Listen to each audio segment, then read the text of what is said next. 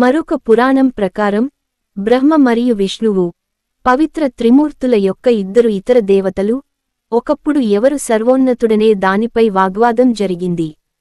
బ్రహ్మ సృష్టికర్త అయినందున తనను తాను మరింత గౌరవిస్తానని ప్రకటించుకున్నాడు.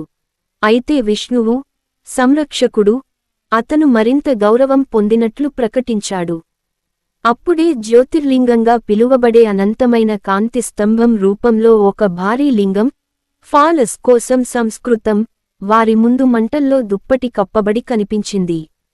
వేగంగా పెరుగుతున్న దాని పరిమాణం చూసి బ్రహ్మ మరియు విష్ణువు ఇద్దరూ విస్మయం చెందారు మరియు వారి గొడవను మరచిపోయి దాని కొలతలు నిర్ణయించాలని నిర్ణయించుకున్నారు. విష్ణువు పంది రూపాన్ని ధరించి పాతాళానికి వెళ్లాడు. బ్రహ్మ హంసగా మారి ఆకాశానికి ఎగిరిపోయాడు. కాని ఇద్దరూ తమ పనిని నెరవేర్చలేకపోయారు.